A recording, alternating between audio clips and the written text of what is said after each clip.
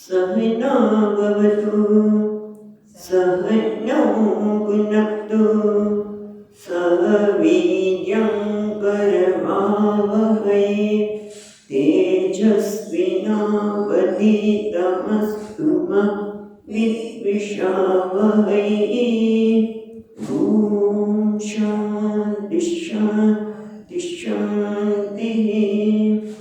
ॐ पूर्णमदः पूर्णमिदं पूर्णात् पूर्णमुदच्यते पूर्णस्य पूर्णमादाय पूर्णमेवावशिष्यते। ॐ शान्ति शान्ति शान्तिः। श्रुतिस्मृतिपुराणानाम् आलयं करुणालयं नमामि भगवत्पादं शङ्करं लोकशङ्करं शङ्करं शङ्कराचार्यं केशवं बादरायणं सूत्रभाष्यकृतौ वन्दे भगवन्तौ पुनः पुनः। ईश्वरो गुरुरात्मेति मूर्तिभेदविभागिने व्योमवद्व्याप्तदेहाय दक्षिणामूर्तये नमः। ॐ पार्थाय प्रतिबोधितां भगवता नारायणेन स्वयं व्यासेन ग्रथितां पुराणमुनिना मध्ये महाभारतम् अद्वैतामृतवर्षिणीं भगवतीम् अष्टादशाध्यायिनीम् अम्ब त्वामनुसन्दधामि भगवद्गीते भगवद्वेषिणीम्। यं ब्रह्मा वरुणेन्द्ररुद्रमरुतः स्तुन्वन्ति दिव्यैस्तवैः वेदैः साङ्गपदक्रमोपनिषदैः गायन्ति यं सामगाः ध्यानावस्थिततद्गतेन मनसा पश्यन्ति यं योगिनः यस्यान्तं न विदुःसुरगणाः देवाय तस्मै नमः। बीजो अध्याय 47मो श्लोक। कर्मण्येवाधिकारस्ते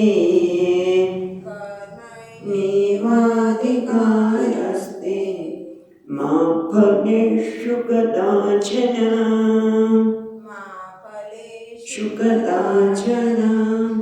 मा कर्मफलहेतुर्भुः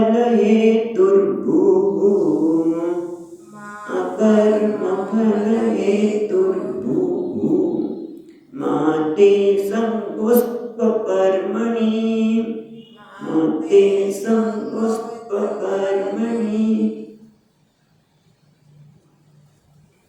ભગવાનની કર્મયોગની વાત તો આપણે જોઈએ પ્રમાણે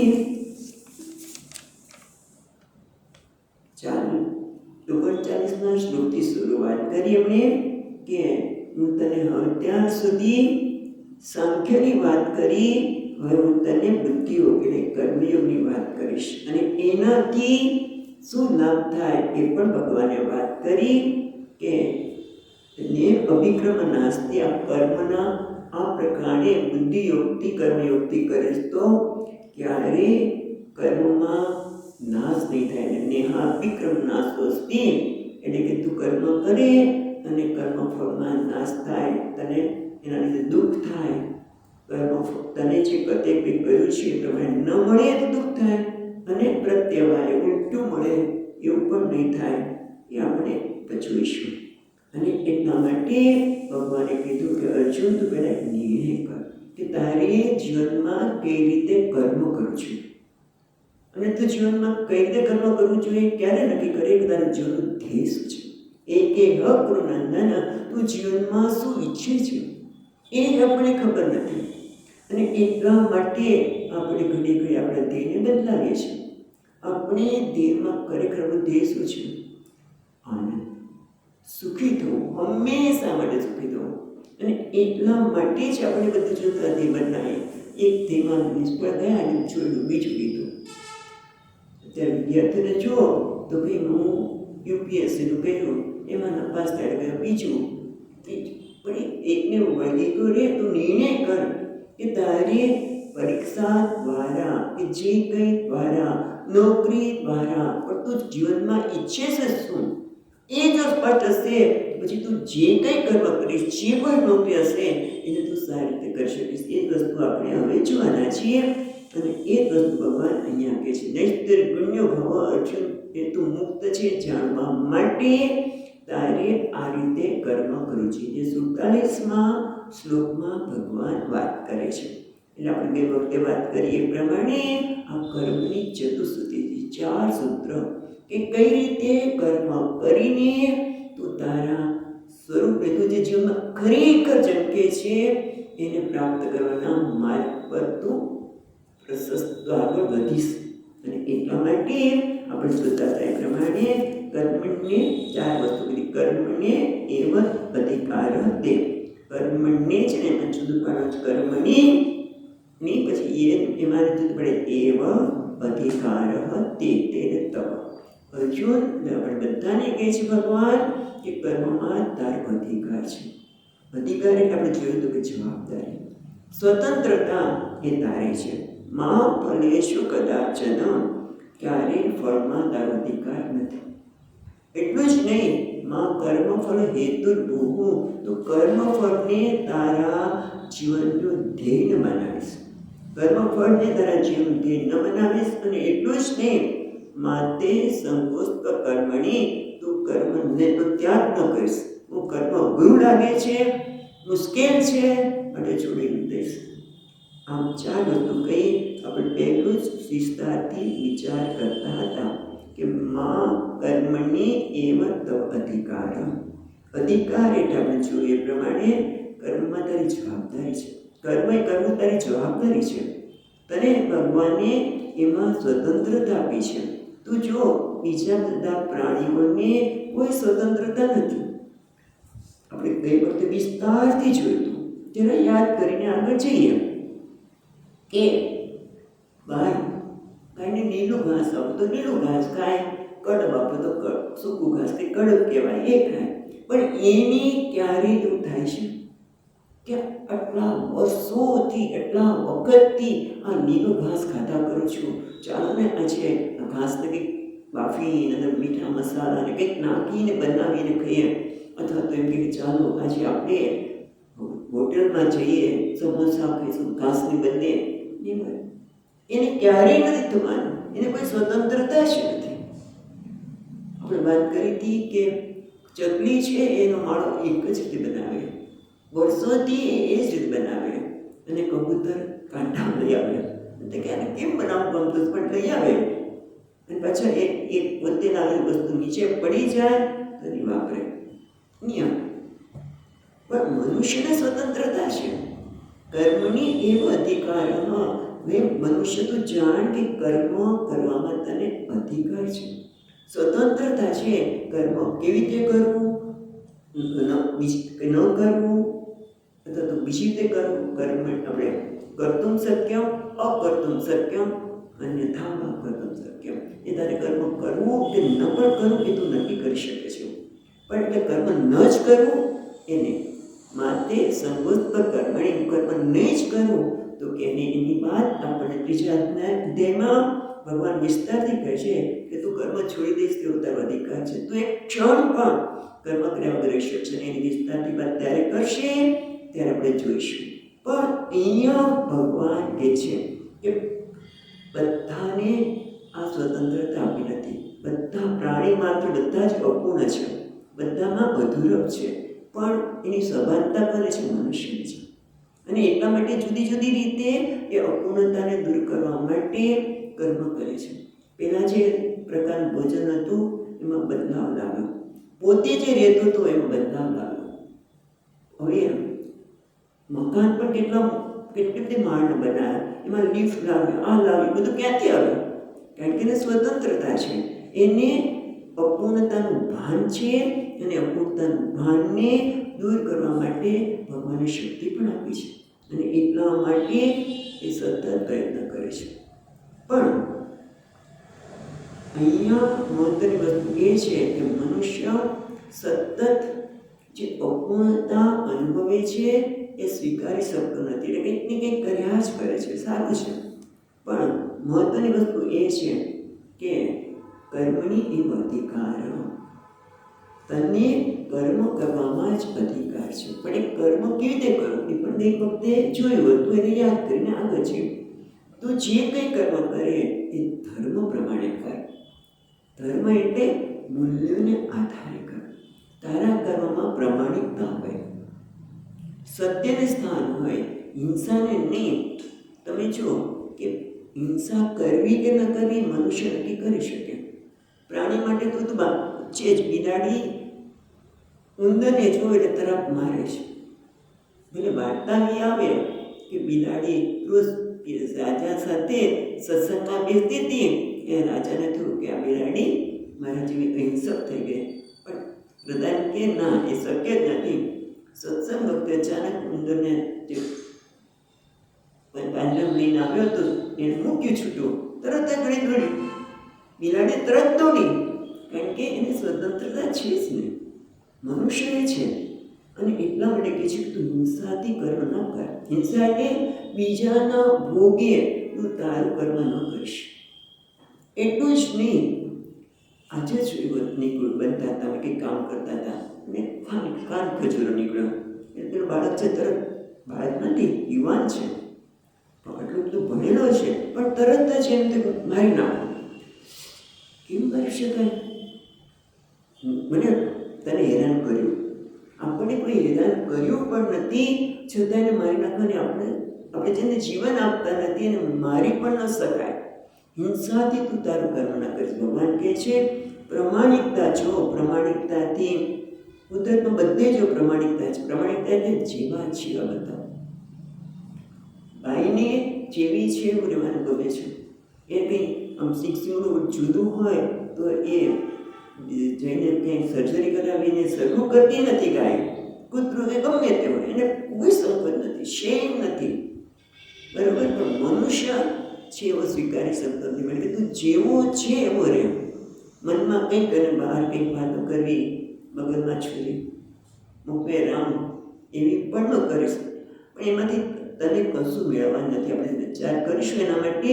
પણ ટૂંકમાં કુદરતમાં જે ઉદારતા છે, જે ત્યાં સ્પર્ધા નથી. ગાયને બીજી ગાય સાથે પણ સ્પર્ધા નથી.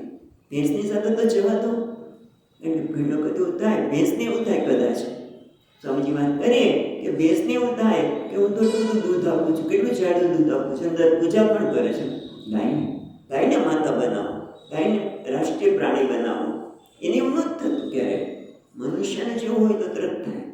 એટલે ટૂંકમાં મનુષ્ય પોતે પ્રમાણિક રહી શકતો નથી. એને હંમેશા સ્પર્ધા કરી ગમે છે. તો કે તારા કર્મમાં સ્પર્ધાને સ્થાન ન હોય. કર્મની એવો અધિકાર, તું કર્મ કરવાનો તને અધિકાર છે, તને સ્વતંત્રતા છે, ભગવાને તને જવાબદારી આપી છે, પણ એની સાથે સાથે અપૂર્ણતાની સભાનતા પણ આપી છે.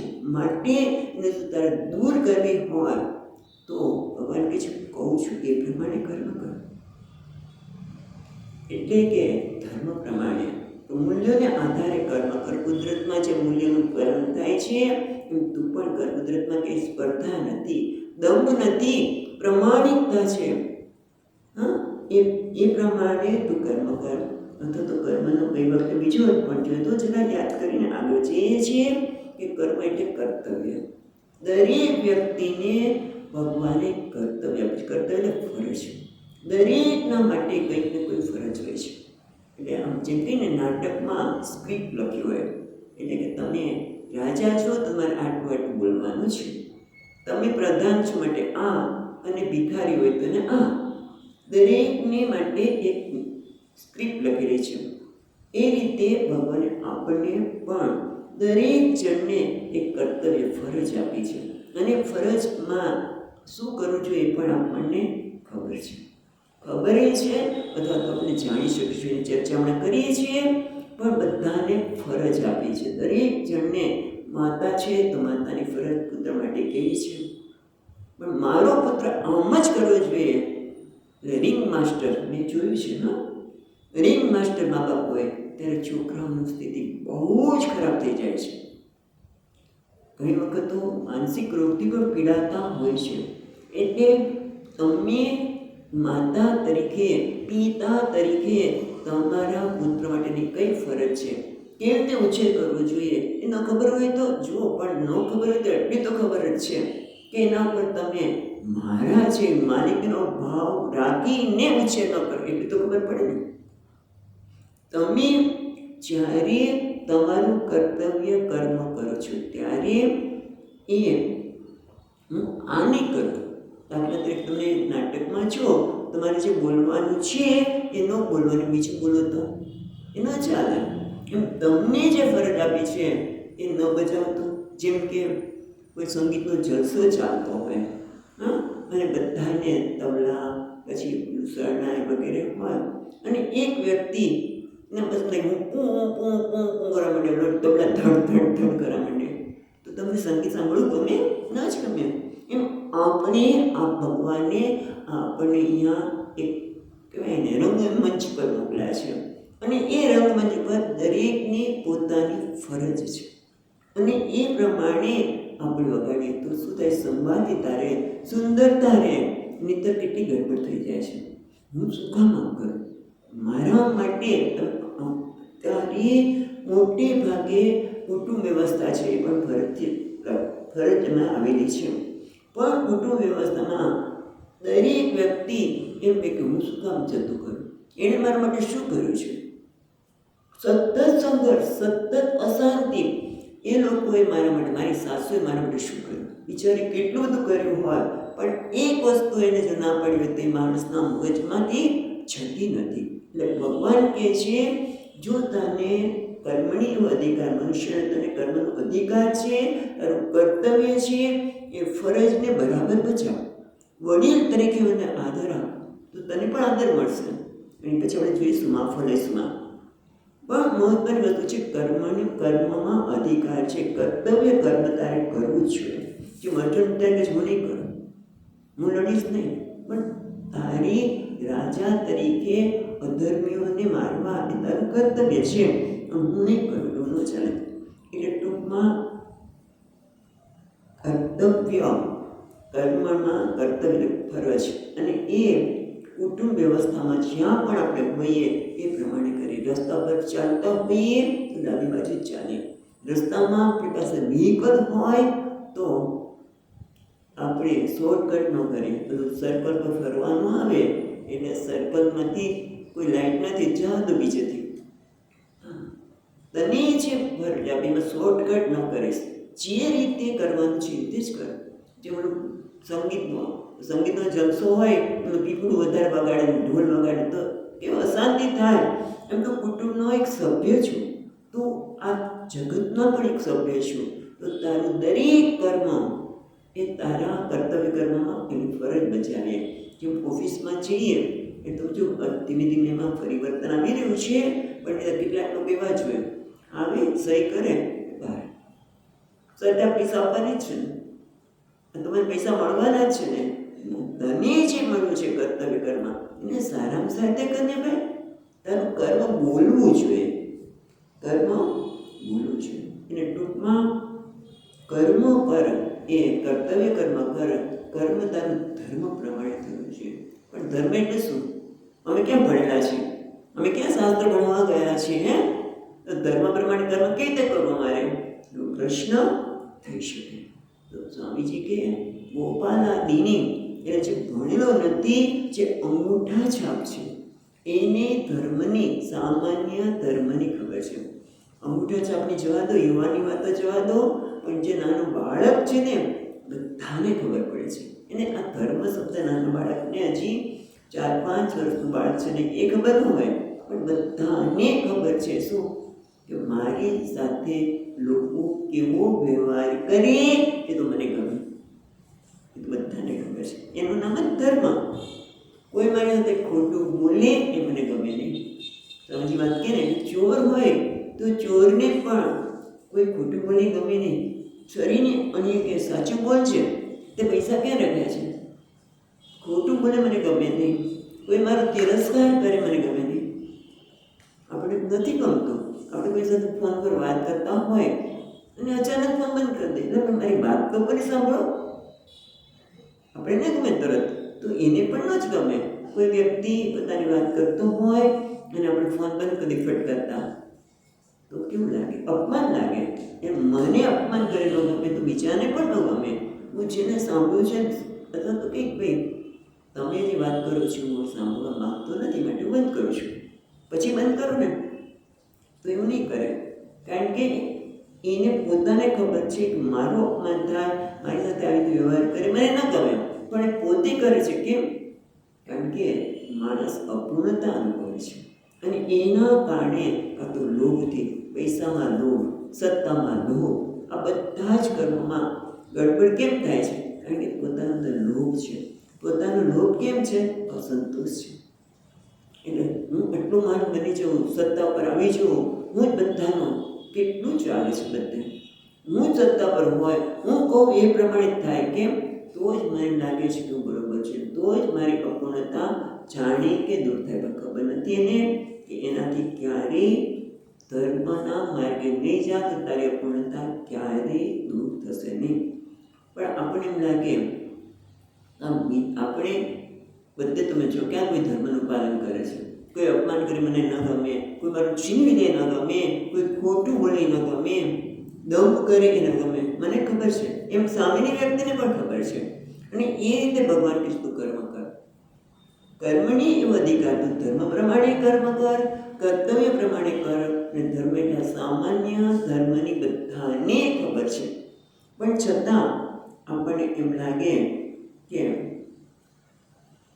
લોકો તો બધા આપણી સાથે કેવો વ્યવહાર કરે છે, તો આપણે શું કામ એવું કર્યું? લોકો મારા હિતનું કોઈ કાળજી કરે છે, મારી પાસે બધું છીનવી જ લે છે, અહિત જ કરે છે, તો હું શું કામ બીજાનું હિત જોઉં?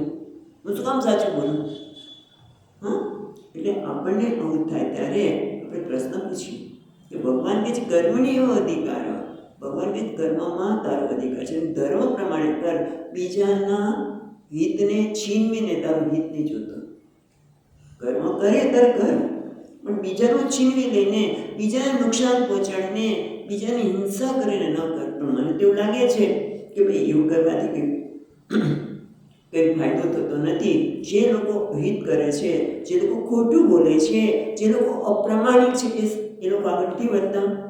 સારું, એ તને એમ થાય છે કે હું અપ્રામાણિક બનું, કોઈનું છૂપી લઉં, કારણ કે રીતે લોકો આપવાના જ નથી, અને છૂપી લઉં. જો આ બધું જ અત્યારે ચાલી રહ્યું છે, કારણ કે આટલી મહાન ગીતા આ શ્લોક જ મને લાગે છે કે એક જ વિદ્યાર્થી સમજી લે, હા, તો એનું જીવન સુધરી છે. સમાજમાં સંવાદિતા આવે. પણ આપણને આ ભગવદ્ ગીતાનો આ શ્લોક, આમ તો કે ભગવદ્ ગીતા ભારતમાં છે, તો ભારતના હિન્દુએ તો સાચવી છે એ પછી વાત, પણ મહત્વનું એ છે કે આપણને એવું થાય છે કે ભાઈ ખોટું કરવું જ જોઈએ, જૂઠું બોલી તો જ આપણને કંઈ મળે. હા, એટલે આપણે એવું થાય છે ત્યારે પ્રશ્ન આપણે કરીએ કે ભગવાન કહે છે સાચું કે મને જે માનું છું એ સાચું? પ્રશ્ન તો કરો. તો ભગવાન તો સર્વજ્ઞ છે. ભગવાન કે કર્મમાં તારો અધિકાર છે, કર્મ તું તારું કર્તવ્ય કર્મ તને જે મળ્યું છે, તારી જે ફરજ છે એને સારી રીતે કર. તું ધર્મ પ્રમાણે કર્મ કર. અને મને તો લાગે છે કે ધર્મ કરવાથી તો કોઈ દિવસ કંઈ ફાયદો થયો નથી અને ક્યારેક થવાનો નથી, એવો નિર્ણય માણસો કરી લે છે. આપણે થઈ જતો હોય તો પ્રશ્ન પૂછીએ કે કોણ સાચું, ભગવાન સાચા કે હું? ભગવાન ભગવાન તો સર્વજ્ઞ છે. હા, પછી બીજું કે એને કંઈ મેળવવાનું નથી, તો પૂર્ણ છે, એ બધાનું હિત જોવે છે. એટલે હું તો એટલું જ કહીશું કે બીજાને અહિત કરવા કરતાં આપણે ભગવાન કે છે પ્રમાણે આપણે બીજાનું હિત કરીએ, બીજાની સાથે સ્પર્ધા ન કરીએ. જે મને ગમે છે એ મને ખબર છે, પણ અત્યારે લોકોનું જોઈને આપણે આવા ખોટા નિર્ણય પર આવે છે, ત્યારે ભગવાન કહે છે એ સાચું. કારણ કે ભગવાન આપણને એક વસ્તુ સમજવાની જરૂર છે કે ભૌતિક આપણું હિત થાય કે નહીં, એટલે કદાચ પૈસા વધારે મળે કે નહીં, પણ ભગવાન આપણને જે રીતે કર્મ કરવાનું કહે છે એની પાછળનો હેતુ એક જ છે. કેમ સુખી થઈએ, કેમ આપણા જીવનમાં પ્રસન્નતા આવે, કેમ આંતરિક સમૃદ્ધિ વધે. અને આપણે ઈચ્છીએ છીએ આ જ, આપણે શાંતિ ઈચ્છીએ છીએ, આપણે પ્રસન્નતા ઈચ્છીએ છીએ. અને તમે જુઓ કે આપણે જ્યારે ધર્મ પ્રમાણ ન કરીએ કે ભાઈ હું શું કામ, હમણાં જ વાત કરીને અત્યારે જીવનમાં સંઘર્ષ આ જ છે કે હું મારા મા બાપને શું કામ રાખું. આજે તમે જો ઓડીઓને રાખવા ગમતા નથી, કેટલા બધા વિષયો આપણે એમાં જોવા મળે. કેમ? એટલે તારા ઉપર એના ઉપકાર છે, તારી ફરજ છે કે એને તને મોટા કરે તો કરે જ ને. એ કરે તો તારી પણ ફરજ છે ભાઈ, તું પણ કર, પણ ના હું નહીં કરું. અને એટલે સંઘર્ષ થાય છે. જો મને આટલું સમજાય કે ભગવાને કહ્યું છે પ્રમાણે કરીશ, મારા મા બાપને હું આદર આપીશ, તો મને મારી ઉન્નતિ થવાની છે. કઈ? આધ્યાત્મિક ઉન્નતિ. ભૌતિક ઉન્નતિ થાય છે, પણ એને આપણે એમ કહીશું ભૌતિક કદાચ આપણા એવા કર્મો હોય તો આપણે ભૌતિક ઉન્નતિ પૈસા કદાચ ઓછા મળે. હું મારી પાસે પૈસા નથી, હું કેમ મા બાપને રાખું? એવું પણ લોકો કહેતા હોય છે. તો એની સામે પણ ઘણી બધી વાર્તાઓ યાદ આવે છે.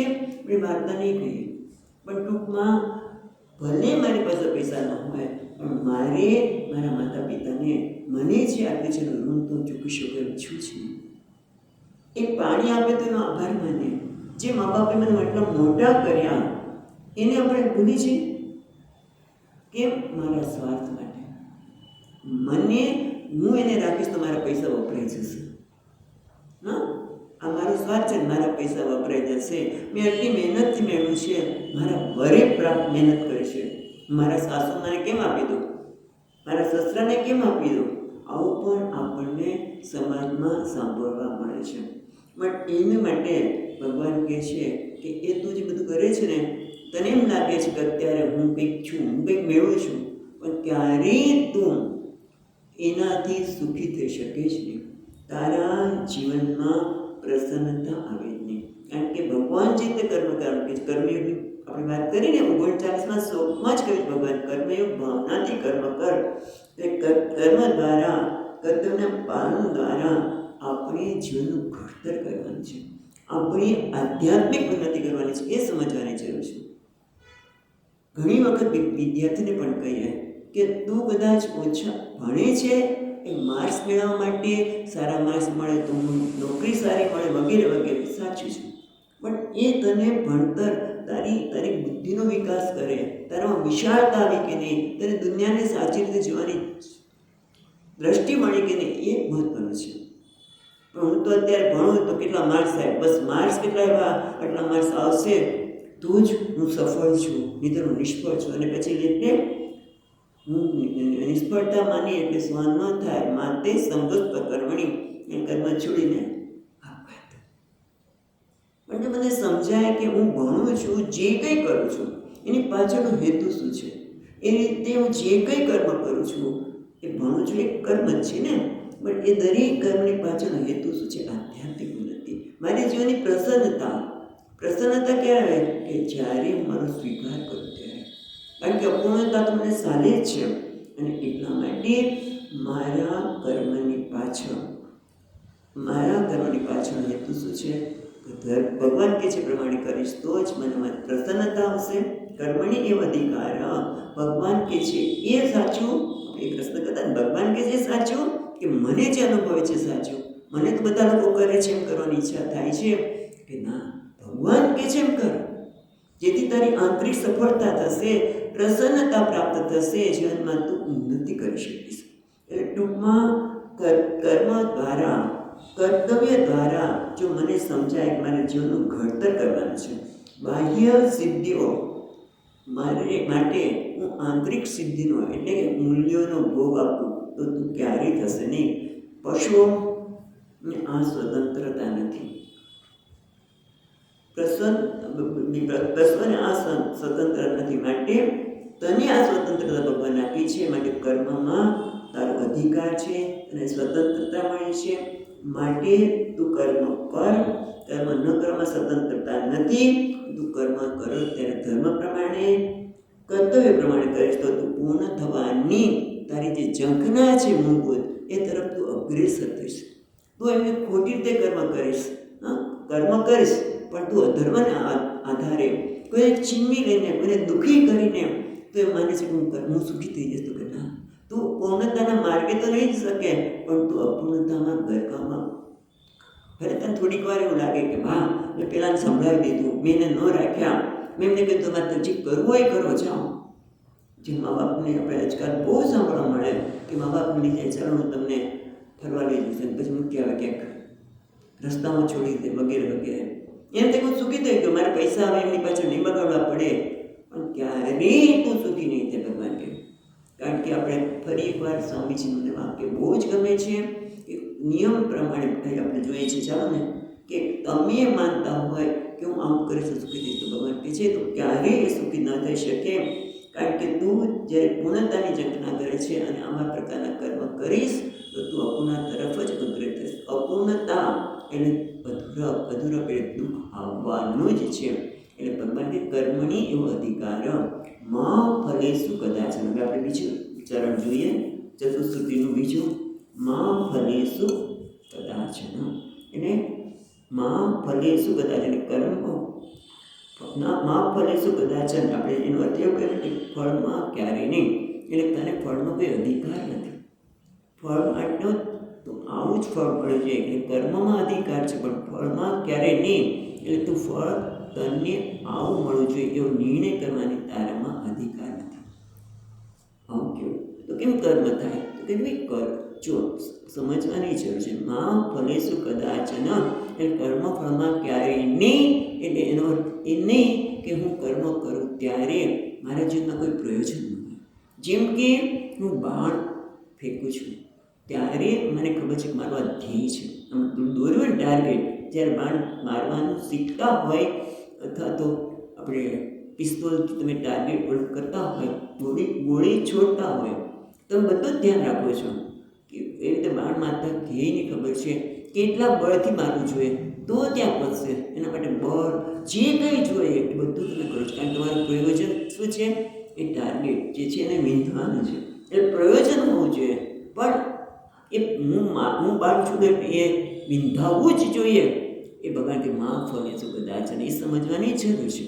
મોટા ભાગે લોકો આવું સમજે કે તું કર્મ કર, ફળની તો આશા ન રાખીશ. ફળની આશા નથી રાખવાની, બરોબર છે, પણ એનો અર્થ એ નથી કે તારા જીવનના પ્રયોજન હોય. તારે નક્કી કર કે ભાઈ મારે આ કર્મ કરીને આ પ્રયોજન મારું સિદ્ધ કરવાનું છે. એ સિદ્ધ થાય કે નહીં એ તારે રાખવાની જરૂર નથી. બસ આ કહે છે ને લોકો એને બરોબર સમજતા નથી.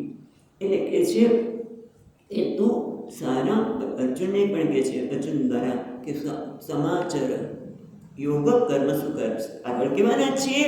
અને પછી કે સમાચાર સારામાં સાથે કર્મ કર. તારને ખબર હોવી જોઈએ કે આ કર્મ કરું છું એમાં કયા કયા પરિબળો આવશે. મારે એક નાનકડો કચરો વાળવો છે તો એમાં પણ સારામાં સાથે કર્મ કરું. બરાબર, મારું કર્મ દીપી ઉઠવું છે. બસ કર્મની અધિકાર એ તું સારામાં સાથે કર્મ કર, ધર્મ પ્રમાણે કર, કર્તવ્ય પ્રમાણે કર, પણ ફળમાં નહીં. કારણ કે ફળ જે મળે છે ને એ નિયમ પ્રમાણે મળે છે. જેમ કે એ નિયમ આપણે બનાવ્યા નથી. જેમ આપણે બધાને ખબર છે કે હું પાણી ગેસ પર મૂકીશ એટલે ઉકળવાનું છે અને 100 ડિગ્રી સેન્ટીગ્રેડ ઉકળે છે. કોઈ પણ વસ્તુ હોય, આ વસ્તુ છે એને આપણે હાથમાં છે મૂકી દે એટલે પડ્યું, પણ પડે છે ત્યારે પણ શું છે 32 ફૂટ સેકન્ડ પર સેકન્ડે એની ગતિથી જ પડે છે. ભલે આપણે ક્ષણમાં પડી પણ એની ગતિ તો નિશ્ચિત છે. ભલે ન્યૂટને ગુરુત્વાકર્ષણનો નિયમ શોધ્યો. એ બેઠો હતો અને પછી ફળ પડ્યું સફરજન, એટલે કે આ નીચે કેમ પડ્યું, કેવી રીતે પડ્યું એ વગેરે જઈને એને ગુરુત્વાકર્ષણનો નિયમ શોધ્યો. બીજા લોકો ખાઈ જાય પણ એણે શોધ્યો. પણ એ શોધ્યો ને તો ત્યારે શું ફળ નીચે નહોતું પડતું, ઉપરથી નીચે નહોતું પડતું, એના નિયમ પ્રમાણે નહોતું પડતું ને પડતું જ તો. પાણી છે એ ઉપરથી નીચે જ હોય, અને પાણી હંમેશા ઠંડુ જ હોય, એનો શીતળતાનો સ્વભાવ છે. આ બધું કોણે નક્કી કર્યું છે? કુદરતમાં લખેલું છે, ભગવાનના નિયમ છે. આને જ ઓર્ડર કહેવામાં આવે છે કે દરેક વસ્તુનો એક નિયમ છે. નિયમને આધારે દરેક વસ્તુ થાય છે. એમ તું કર્મને એવો અધિકાર, કર્મ તો કર, પણ તને ફળ નક્કી કરવાનો અધિકાર એટલા માટે નથી કે તને આ બધા નિયમની ખબર હોય. બધા નિયમની આપણે ખબર નથી. અને ભગવાન એક એવા છે કે જે સર્વજ્ઞ છે. એટલે ટૂંકમાં કર્મફળ પ્રાપ્ત કરતી વખતે તો ઈશ્વરને લક્ષ્યમાં રાખ. કર્મ કરતી વખતે પણ ઈશ્વરના નિયમ પ્રમાણે, ઈશ્વરને લક્ષ્યમાં રાખ કે ધર્મ પ્રમાણે કરીશ, કર્તવ્ય પ્રમાણે કરીશ. અને ટૂંકમાં કર્મ કરતાં પણ ભગવાનને યાદ રાખીએ અને કર્મફળ વખતે પણ ભગવાનને યાદ રાખીએ. તો તરત જ એમ થાય ભાઈ અમે ભગવાન ક્યાં જોયા છે? ભગવાન દેખે છે? એ તો દેખાતા નથી. એટલે ભગવાનને સ્વીકાર શું કરવા? અને બધા હું મહેનત કરું, આખું વર્ષ મેં કેટલા કલાકો મહેનત કરી અને હું પહેલો નંબર આવ્યો, યુનિવર્સિટીમાં આવ્યો. તો એમાં મેં મહેનત કરી હતી કે કોણ આવ્યું હતી? ભગવાન એમાં છે. તમે જો આજે છોકરાઓને ભગવાનનું નામ લેતા નથી. આપણે એમને કહેવું પડે કે ભાઈ એટલું કંઈ નહીં તો તને જે તું જે કંઈ કરી શકે છે એ કરવાની શક્તિ આપી છે એ ભગવાનને આપી છે, માટે એને આભાર તો માન, થેન્ક્સ તો કે. અને થેન્ક્સ એટલે ભગવાનનું નામ, એને ધન્યવાદ તો કર. પણ એક આપણે કરી શકતા નથી. કમા ફલે શું કદાચ, અને ફળ તો નક્કી ન કરી શકીએ. પણ આપણે કેમ કંઈ ભગવાને ક્યાં જોયા છે? ભગવાન જેવી વસ્તુ છે ખરી? જો ભગવાન હોય, તમે આજે બહુ તમને ખ્યાલ છે કે નહીં મને ખબર નથી, પણ બહુ જ પ્રચલિત વાત છે. એક વખત કોઈ બેઠું હતું, નામ નહીં કહીએ, પણ કે ભગવાન શિવ મંદિરમાં બેઠા હશે અને અંદર ભગવાનના લિંગ પર આટા મારતો હતો, આજુબાજુ થાળામાં આટા મારતો હતો. એટલે કે જો ભગવાન હોય તો આવું થાય? એટલે ભગવાન છે નહીં, પૂજા કરવાની જરૂર નથી. એટલે આપણે ટૂંકમાં આપણે આવો જવાબ આવું કે એટલે આપણે જવાબ આપી શકીએ નહીં. એટલે આપણને થાય કે ભગવાન માટે આપણે જે આદર હોવો જોઈએ ને એ ક્યારેક આમ જતો રહે. આવું કંઈક ઘટના બને કે ભગવાન જેવું નથી. આપણે એટલું ભગવાનને આરાધના કરી, અરજ કરી, અને આજકાલ તો શું છે પોઝિટિવ થિંકિંગ, અને આમ થઈ ગયું. પણ તોય ન થાય, કારણ કે તમે બરાબર છે એ દિશામાં વિચારો છો, પણ ક્યારે વિચાર્યું છે કે આ કર્મ અમે વિચારો આમ થાય, પણ એ ન થાય તો એની પાછળ કોનું કારણ છે? ઈશ્વર છે, એને નિયમ છે. એના નિયમ એ અત્યારે આપણે જે કર્મ કરીએ છીએ એનું ફળ વખતે ઘણા બધા આપણે પૂર્વજન્મમાં એ પહેલાં જે કંઈ કર્મ કર્યા અમે બધાની ગણતરી કરવામાં આવે છે. એ ભૂલી જાય છે આપણે ખબર નથી, ભગવાનને ખબર છે. અને એટલા માટે કહે છે કે પહેલાં વિચાર તો કર કે ભગવાન જેવી કોઈ વસ્તુ છે, ઈશ્વર જેવી કોઈ વસ્તુ છે. તું વિચાર કર કે આ બધું જો સૂર્ય કેટલો તેજસ્વી છે, ચંદ્ર, જળ, પૃથ્વી એ બધા પોતે બરાબર કોઈ સૂર્યને થતું કે હું આજે નહીં ઊભું, આજે હું નહીં ઊભું, હવે આને પ્રકાશ નહીં આપું, બીજાને પ્રકાશ આપીશ, એવું કંઈ નથી થતું. કારણ કે કેમ? કારણ કે કોઈકના ભયથી આ કરે છે, કોઈના ભયથી જ આ કરે. કોણ છે? કોઈ શાસક છે. ભય એટલે કોઈ શાસક છે ને કોણ છે? ભયમાન. બસ આ બહુ જ મહત્વનું છે. જો ઈશ્વરનો સ્વીકાર નહીં કરીએ તો શું થશે? માણસ ખરેખર પોતાના ધ્યેયથી વંચિત રહેશે. ત્યાં ઉપનિષદમાં તો કે છે, કઠોપનિષદમાં અસ્તિત્વ ઉપલબ્ધવ્યમ, જે ભગવાનનો સ્વીકાર કરે છે એની આંતરિક ઉન્નતિ થવાની છે. પણ જે ભગવાનનો સ્વીકાર કરી શકતો નથી એ તો એના ધ્યેયથી ચ્યુત થાય છે. કારણ કે ભગવાનનો સ્વીકાર નહીં કરે તો મૂલ્યનું પાલન નહીં કરે. હું શું કામ કરું ભાઈ? મેં ક્યાં ઈશ્વરને જોયા છે? એટલે ટૂંકમાં ઈશ્વરનો સ્વીકાર ગમે નથી જોયા માટે ઈશ્વર નથી એવું ન કહી શકાય. કારણ કે તું જોતો ખરો જરાક આમ તો ગણ કે તું તો જો કેટલા બધા પોતે નિયમ પ્રમાણે કરે છે. ક્યાંથી થાય છે? પાણી 100 ડિગ્રી જ ચલાય ઉકળે અહીંયા. હા, હમણાં ગુરુત્વાકર્ષણ નિયમ અત્યારે શોધ્યો પણ એ ચાલતો જ હતો. સૂર્ય, પૃથ્વી, બધા જ વૃક્ષો પણ ફળ આપે છે. શું કરવા આપે ભાઈ? અને તમે પથ્થર મારો તોય તમને ફળ આપે. બોલો શું કામ? એનો નિયમ છે. એટલે એ રીતે ઈશ્વરને સ્વીકારીને તું કર્મ કર અને કર્મ ફળ એ પણ તને જે મળે છે એ પ્રમાણે સ્વીકાર. કેમ કે ભગવાન એક વસ્તુ છે, ભગવાન જરા ઉઘાડ વિચાર. ખાલી એવું કહેવાની જરૂર ભગવાન કૃપાળુ છે, દયાળુ છે, એવું કહેવાની કરવા કરતાં તું એ શ્રદ્ધા જ બરાબર છે, પણ તું વિચાર તો કર. કારણ કે એટલું તો વિચાર કરી શકીએ ને આપણે કે શાસ્ત્ર કહે છે કે આપણા શરીરમાં ભગવાન અનેક દેવતા રૂપે રહેલા છે. વાણીમાં અગ્નિ દેવતા છે, એટલે આપણે બોલી શકીએ છીએ. જે તે બોલાય નહીં ત્યારે આપણે કરે બોલાતું નથી. અગ્નિ થઈ ગયું, બોલાતું નથી. પણ ત્યારે બોલાય છે ત્યારે તે કોઈ દિવસ નોંધ કરી છે કે આ કોની કૃપાથી બોલું છું? આ હાથ ઊંચો કરું છું ને હાથ ઊંચો થઈ શકે છે એ કોની કૃપાથી છે? એ ક્યારે વિચાર કર્યો છે? એ વિચાર કરીશ તો તને એની કૃપાના દર્શન થશે. ભગવાન કૃપાળુ છે, ઉદાર છે, પણ એના માટે તું વિચાર કરીશ. ભલે શ્રદ્ધા બરોબર છે, પણ એને તું જુઓ, તારા જીવનમાં જુઓ, અને એ જોયા પછી ક્યારે તને એનો આભાર માન્યો છે કે હું કરી શકું છું? નથી કરી શકતા ત્યારે કકડાટ. મેં કર્યું મને ન મળ્યું ત્યારે ઈશ્વર નથી. ઈશ્વર છે, ઈશ્વર જોયા છે એ કરતાં બધા ખોટું કામ કરે છે. આપણે કરો પણ એ ક્યારેય તને તારી ઉન્નતિ નહીં કરે. કારણ કે ભગવાને આપણને કર્મનો અધિકાર આપ્યો છે. શેના માટે?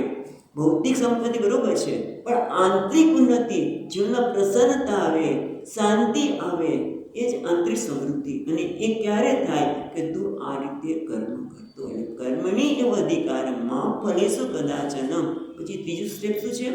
માં કર્મ ફલ હેતુ ભૂવું. તું કર્મ ફળનો હેતુ ન બનીશ. એટલે કે ફક્ત કર્મફળના હેતુથી કર્મ કરીશ નહીં, કે મને આ પ્રકારનું જ ફળ મળે એને ધ્યાનમાં રાખીને એટલે કર્મફળને તારો હેતુ ન બનાવીશ. એટલે એને તું આ જ કરવા મને મળવું છે, આટલું જ ફળ મળવું છે, એ કરવાથી તું શું કરીશ? ખરેખર મર્યાદિત પરિણામ મેળવીશ. તમે જો સામાન્ય વસ્તુ છે કે તમે જ્યારે એમ નક્કી કરો મને આટલું જ ફળ મળવું જોઈએ, ભગવાન કે મેં તારા માટે વધારે નક્કી કર્યું છે. આપણે ક્યાં ખબર છે? અને એના કરતાં પણ વધારે કે તું જે કર્મ દ્વારા જે ફળ આટલું જ મળવું છે એ કેવું છે? મર્યાદિત છે.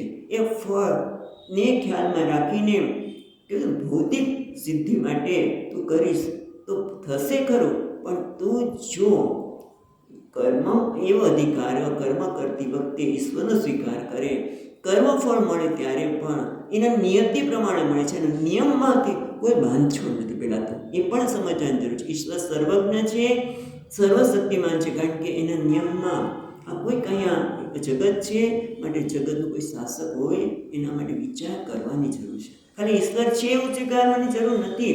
એમ કીધું આપણને, કારણ કે આપણે તો ભારતમાં જન્મ્યા છે એટલે ઈશ્વર છે તો નાનો છોકરો પણ કે ઈશ્વર છે. પણ એ કેમ છે? કારણ કે તમે જુઓ બધી જગ્યાએ ઈશ્વરની નિયમ પ્રમાણે બધું થઈ રહ્યું છે. અને મારા પોતાના વ્યક્તિત્વમાં પણ આ બધા દેવતાનો અનુગ્રહ છે.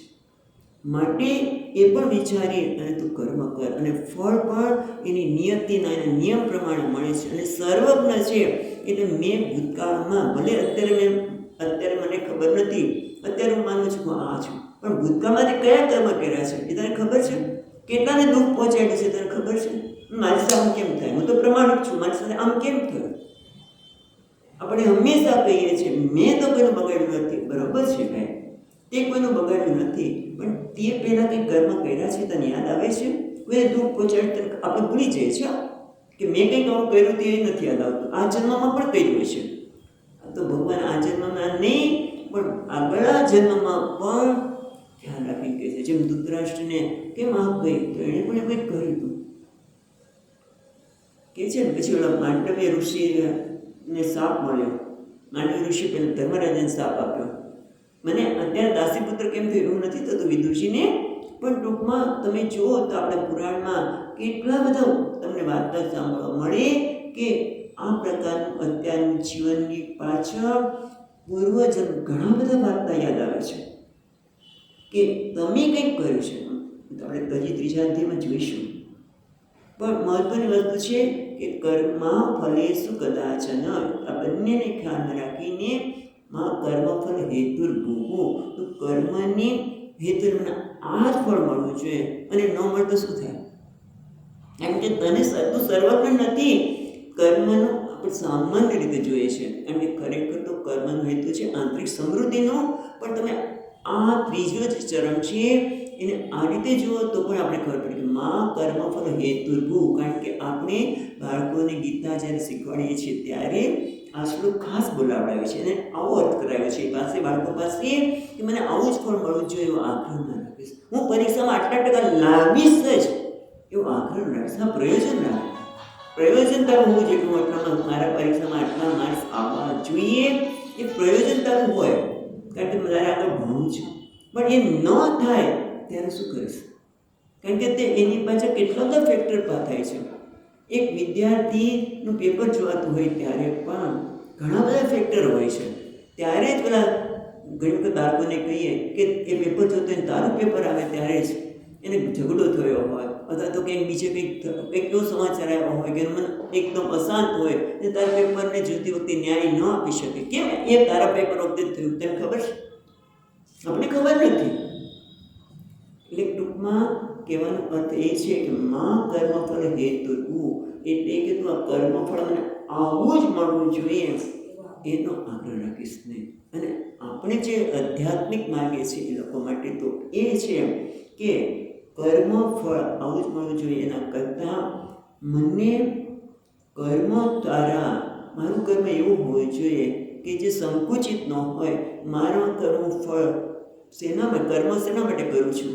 ફળ મને જે મળે પ્રસાદની વાત આપણે કરીએ છીએ, પણ કર્મને આવું જ મળવું જોઈએ એના કરતાં મારામાં ઉન્નતિ કેવી રીતે એવો આગ્રહ રાખવો જ હોય તો મને આવું જ ફળ મળવું જોઈએ એના કરતાં મારી આંતરિક ઉન્નતિ કેવી રીતે થઈ, હું પૂર્ણતા તરફ નજીક જઉં છું કે નહીં એ કર. કારણ કે કર્મનો આગ્રહ આપણે એટલે રાખીએ છીએ કે આપણને ખબર નથી કે હું કર્મ આપણે ખબર નથી કે ખરેખર આનંદ ક્યાંથી આવે છે.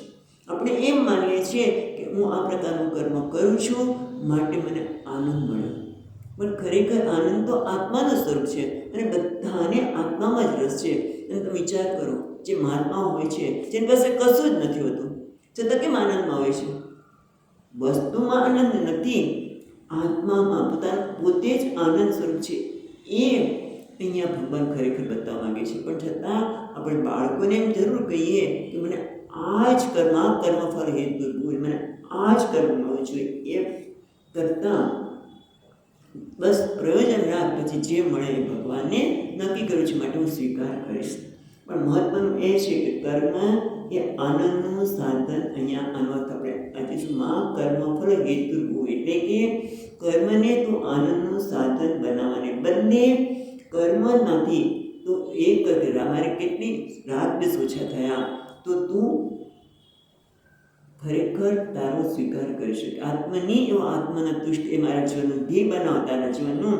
માટે કર્મનો હેતુ ફક્ત રાગ દ્વેષને દૂર કરવા માટે કરે. કર્મફળ તારા જીવનનું ધ્યેય ન બનવું જોઈએ. આના પર આપણે આગળ ઘણી વાત કરવાના છીએ. આ જો કર્મયોગ પણ સમજાય જાય જીવનમાં તો આપણું જીવન અડધું પર જીતી ગયા. જીવનમાં પ્રસન્નતા જ હોય, શાંતિ જ હોય.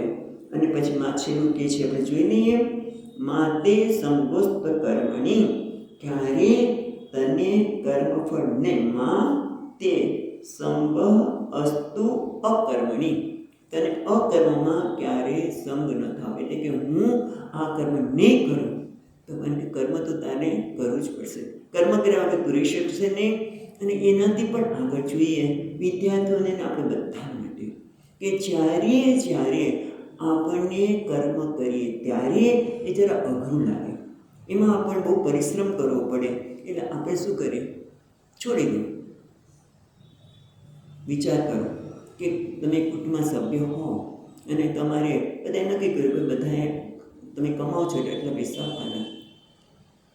પછી મને કઈ કારણસર આપણે ધંધામાં પૈસા ઓછા હતા કે એને પાછળ પણ ઘણું ઓછું કામ હોય છે, કેટલા બધા પરિબળો કરતા હોય, અને પછી એમ થાય કે આપણે એટલી મહેનત કરીએ છીએ તો એટલા પૈસા તો આવતા નથી, કદાચ સાદું થઈ છે. ધર્માધ્યાયમાં કહે છે કે તું જો કાયા ક્લેશથી, એટલે મને કંઈ ક્લેશ થાય છે, મને મુશ્કેલી આવે છે, માટે હું કર્મ છોડી દઉં. તમારે કે ના, માતે સંકોચ કર્મણી, તને ન કર્મ કરવું એવો સંગ ન થવો જોઈએ. તો એની સાથે સંગ ન કરીશ કાંઈ, કારણ કે એનાથી તારી ઉન્નતિ નથી. તમે જુઓ અત્યારે એ જ થાય છે ને કે બહુ મહેનત કરી અને પરીક્ષા આવે ત્યારે લોકો ડ્રોપ લઈ લે છે. એ છોકરાઓને આ શ્લોકનો અર્થ આવો પણ કરાવે છે આપણે કે કર્મ અઘરું લાગે એટલે તું ડ્રોપ લઈ ન લઈશ. કર્મ અઘરું લાગે માટે તું ડ્રોપ ન લઈશ, કર્મ છોડી ન દઈશ કે મારે ભણવું નથી, હું નહીં પરીક્ષા દેવા જાઉં, એવું ન કરીશ ભાઈ. અને એથી પણ આગળ તને કર્મ જ્યારે તારે ધારે પ્રમાણે ન મળે ત્યારે તું શું કરીશ? નાસી પાસે. માટે ભગવાન કહે છે કે કર્મફળમાં ઈશ્વરને ધ્યાનમાં રાખીને કરવું, એટલે કે પ્રસાદ બુદ્ધિ. કર્મ હું કરું પણ જે ફળ મળે છે ભગવાન આપે છે, અને ભગવાન પાસેથી આવે તો શું થાય બેટા? કોઈ અહીંથી મંદિરમાંથી કંઈ આપે તો શું કહે? પ્રસાદ. ભલે પીપર જ હોય પણ શું પ્રસાદ છે, આદરથી સાથે લઈએ. હા, એ પ્રસાદ બુદ્ધિ. એટલે ભગવાન અહીંયા બહુ સુંદર વાત કરે છે આ બધા દ્વારા કે કર્મ કર, ધર્મ પ્રમાણે કર, કર્તવ્ય પ્રમાણે કર, અને ફળનો આશા તું ન રાખીશ. એટલે કે ફળ મારા નિયમ પ્રમાણે તને જરૂર મળવાનું જ છે, એમાં કોઈ બાંધછોડ થવાની નથી. માટે કર્મફળને હેતુ રાખીને મને આ જ મળવું છે, એના કરતાં આ કર્મ તારા ઉન્નતિનું બનાવ, ઉન્નતિનું કારણ બનાવ, આંતરિક સમૃદ્ધિનું કારણ બનાવ, પ્રસન્નતાનું કારણ બનાવ. તો એના માટે શું કરવું છે? પ્રસાદ બુદ્ધિ. કે હું કર્મ કરું છું પણ ફળ પણ આપે છે ભગવાન, અને ભગવાન આપે છે માટે મારા માટે પ્રસાદ બુદ્ધિ. અને એના માટે સ્વામીજીનો દાખલો મને બહુ જ ગમે છે. જો આટલું સમજાઈ જાય ને તો એ આપણો બેડો પાર. કે દાખલા તરીકે એવું બને કે આપણે ઓફિસે જવું છે, બસ પકડવાની છે, બસ પકડવી છે, અને બસ પાસે બસ પકડવાની છે અને બસ મળી ગઈ, સરસ. પણ ઘણી વખત એવું બને કે બરાબર બસ સ્ટેન્ડ પર પહોંચ્યા અને બસ તૂટી ગઈ, બસ મિસ થઈ ગઈ. અરે હવે કેમ ટાઈમસર પહોંચાશે? એવું બને. હા, ત્યારે પછી શું થાય? અચાનક કોઈ આવે ગાડી લઈને, અરે તું અહીંયા ક્યાંથી? ચાલ, હું મારે જવાનું જ છે, હા, હું તને લઈ છું. અને આપણને લિફ્ટ મળી જાય અને આપણે બધા વહેલા પહોંચી ગયા. ઓફિસે જવાનું હતું એ બસમાં ઠેબાતા ભલે પહેલાં પહોંચી ગયા. અને ક્યારેક એવું પણ બને કે બસ પકડવાની છે, બસ આપણે જે રસ્તે ચાલીએ છીએ એ રસ્તે નથી, બસ સામે રસ્તે આવવાની છે. એટલે આપણે બસ પકડવા માટે રસ્તો ક્રોસ કરીએ છીએ, અને પછી જ્યારે મને ભાન આવે છે એટલે હું ક્યાં છું? દવાખાનામાં હોઈ શકે, બની શકે ને. શું થાય? દવાખાનામાં પણ હોઈ શકે. એટલે શું થયું કે મેં કર્મ કરું છે ઓફિસે જવાના. નાનકડું વાંચો, તમે બધા જવાબ આપી શકશો. કર્મ કરું છું મારે ઓફિસે જવાનું, એટલે મેં કર્મ કર્યું, મને બસ મળી ગઈ. એટલે મેં ધાર્યું હતું એ પ્રમાણે કર્મનું ફળ મળ્યું. બસ મળી ગઈ એટલે શું? કર્મનું ફળ મેં ધાર્યું તે પ્રમાણે મળ્યું, પણ એની બદલે બસ જતી રહી. એટલે મેં ધાર્યું તેના કરતાં ઓછું મળ્યું ને. અને પછી કોઈ મને લિફ્ટ આપી દીધી અને ધાર્યા કરતાં વધારે મળ્યું, વહેલા પહોંચી ગયા. અને છેલ્લું કર્મનું ફળ કેવું છે? ધાર્યું નહોતું કે હું હોસ્પિટલમાં આવીશ, ફ્રેક્ચર થઈ જશે અને હોસ્પિટલમાં મને કોઈ મૂકી ગયો હશે. આપણે ધાર્યું હતું કોઈએ ક્યારે બસ પકડવા જતા હતા ત્યારે, રસ્તો ક્રોસ કરવા જતા હતા ત્યારે કોઈ એવું નક્કી ન કર્યું હોય કે હું હોસ્પિટલમાં જઈશ, મને ફ્રેક્ચર થશે. ધાર્યા કરતાં વિરુદ્ધનું ફળ મળ્યું. એ ભગવાન કહે છે પ્રસાદ બુદ્ધિ એટલે આ સમજણ કે તું એ કર્મ કરીશ, આ ચારથી બીજું કોઈ હોય તો કહો, ચારથી બીજું કોઈ ફળ વધારે હોય તો કહો ના. આ ચાર જ છે. કાં તો તું ધારે એ પ્રમાણે મળશે, ધારે એના કરતાં ઓછું મળશે, ધાર્યા કરતાં વધારે પણ મળે અને ધાર્યા કરતાં વિરુદ્ધનું પણ મળશે. પણ એ બધાને પાછળ ફળ આપનાર કોણ છે? હું છું. કારણ કે હું કર્મફળનો દાતા છું, સર્વજ્ઞ છું. હું કોઈ બાંધછોડ નથી કરતો, હું કોઈના સામે પક્ષપાત નથી કરતો. આપણે ભગવાન પક્ષપાતી બનાવી શકીએ, એ વાત પછી કરીશું. પણ એ પક્ષપાત આપણે નથી. ભગવાન કે હું પક્ષપાત નથી કરતો.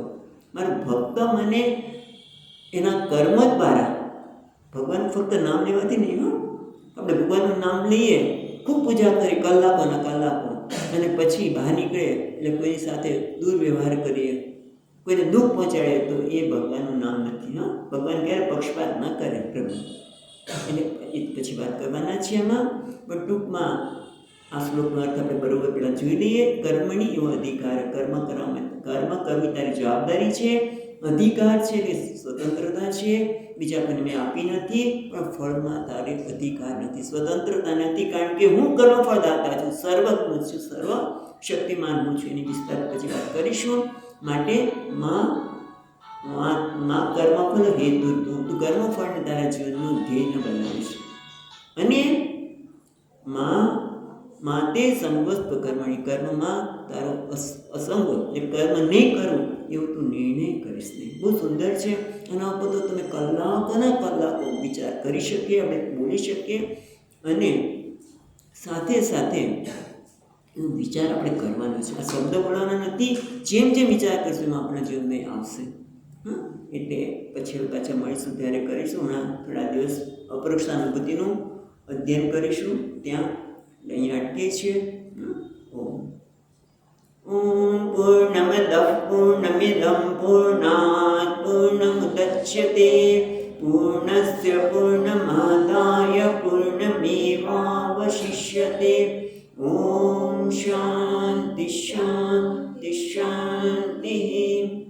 શંકરં શંકરાચાર્યં કેશવં બાદરાયણં સૂત્રભાષ્યકૃતૌ વંદે ભગવन्तौ પુનઃ પુનઃ. ઈશ્વરો ગુરુરાત્મેતિ મૂર્તિભેદ વિભાગિને વ્યોમવદ્વ્યાપ્તદેહાય દક્ષિણામૂર્તયે નમઃ.